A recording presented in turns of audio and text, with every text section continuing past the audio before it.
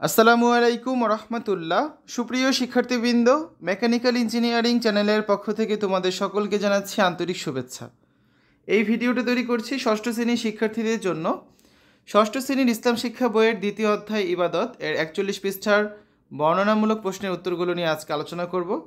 ভিডিওটির ডিসক্রিপশনে প্রত্যেকটি ক্লাসের প্লেলিস্টের লিঙ্ক দেওয়া আছে, সেখান থেকে তোমাদের যার যে বিষয়ের ভিডিও দরকার খুব সহজেই তোমরা দেখে নিতে পারবে। 41 পৃষ্ঠায় 3টা বর্ণনামূলক প্রশ্ন রয়েছে, এগুলোর সমাধান দেখব এখন আমরা। আমাদের প্রথম প্রশ্নটা হচ্ছে, পবিত্র থাকার উপায় ও প্রয়োজনীয়তা বর্ণনা করো। ইসলামে পবিত্রতার উপর অত্যন্ত গুরুত্ব আরোপ করা হয়েছে। ইবাদত কবুল হওয়ার জন্য শরীর ও আত্মার পবিত্রতা অপরিহার্য। পবিত্রতা দুইভাবে অর্জন করা হয়, এক অভ্যন্তরীণ পবিত্রতা এবং 2 বাহ্যিক পবিত্রতা। এক অভ্যন্তরীণ পবিত্রতা, এটি আত্মার পবিত্রতা। বান্দাকে শিরক, কুফুরি, রিয়া মানে লোক দেখানো কাজ, গীবত অর্থাৎ পরনিন্দা, হিংসা, অহংকার ইত্যাদি চারিত্রিক ও আত্মিক ব্যাধি থেকে মুক্ত থাকা আবশ্যক। পবিত্র আত্মা ছাড়া ইবাদত পরিপূর্ণ হয় না। 2 নম্বরে আছে বাহ্যিক পবিত্রতা। এটি শরীর, কাপড় ও পরিবেশের পবিত্রতা। অজু, গোসল, তায়াম্মুমের মাধ্যমে শরীরকে অপবিত্রতা থেকে মুক্ত রাখা হয়। এছাড়া নামাজের কাপড় ও জায়গাও পবিত্র হওয়া জরুরি। শরীয়তি পবিত্র এবং অপবিত্রের মানদণ্ড নির্ধারণ করেছে, তাই শরীয়তের নির্দেশনা অনুযায়ী পবিত্রতা অর্জন করতে হবে। পবিত্র থাকার প্রয়োজনীয়তা। 1. ইবাদত কবুলের পূর্ব শর্ত হলো পবিত্রতা। 2. পবিত্রতা মানুষকে শারীরিক ও মানসিকভাবে সুস্থ রাখে। 3. আত্মিক পবিত্রতা মানুষকে আল্লাহর কাছে গ্রহণযোগ্য করে তোলে। 4. হাদিসে বলা হয়েছে পবিত্রতা ঈমানের অর্ধেক। 5. পবিত্রতা ব্যক্তি ও সমাজ জীবনে শৃঙ্খলা ও সৌন্দর্য সৃষ্টি করে। 6. আল্লাহ তাআলা পবিত্র এবং তিনি চান তার বান্দারাও পবিত্র থাকুক। সুতরাং বাহ্যিক ও অভ্যন্তরীণ উভয় প্রকার পবিত্রতা অর্জনের মাধ্যমে একজন মুসলমান আল্লাহর নৈকট্য লাভ করতে পারে। দ্বিতীয় প্রশ্ন, 2 রাকাত বিশিষ্ট সালাত আদায়ের নিয়ম বর্ণনা করো। 2 রাকাত বিশিষ্ট সালাত আদায় করতে হলে নিম্নোক্ত নিয়ম অনুসরণ করতে হয়। প্রথম রাকাতের ক্ষেত্রে 1. কিবলামুখী হয়ে দাঁড়িয়ে মনে মনে নিয়ত করতে হবে। 2. তারপর আল্লাহু আকবার বলে তাকবীর তাহরিমা দিয়ে সালাত শুরু করতে হবে। 3. পুরুষেরা হাত নাভির নিচে এবং নারীরা বুকের উপর বাঁধবে।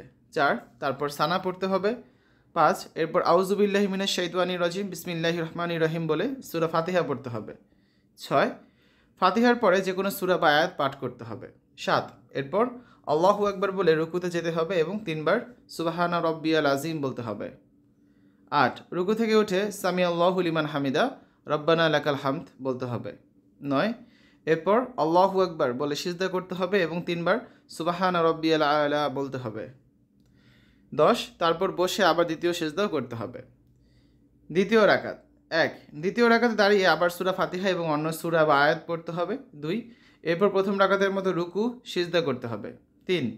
দ্বিতীয় সিজদার পরে বসে আত্তাহিয়াতু, দুরূদ শরীফ ও দোয়া মাসুরা পড়তে হবে। 4. তারপর ডানে ও বামে আসসালামু আলাইকুম ওয়া রাহমাতুল্লাহ বলে সালাম ফিরিয়ে সালাত শেষ করতে হবে। এভাবেই পূর্ণ মনোযোগ ও নিষ্ঠার সাথে 2 রাকাত নামাজ আদায় করতে হয়। প্রশ্ন 3. বাস্তব জীবনে সময়ানুবর্তিতার গুরুত্ব ব্যাখ্যা করো। সময় হলো মানব জীবনের অমূল্য সম্পদ। সময় একবার চলে গেলে তার ফিরে আসে না, তাই বাস্তব জীবনে সময়ানুবর্তিতা একটি গুরুত্বপূর্ণ গুণ। সময়ানুবর্তিতা মানে নির্দিষ্ট সময় অনুযায়ী কাজ সম্পন্ন করা।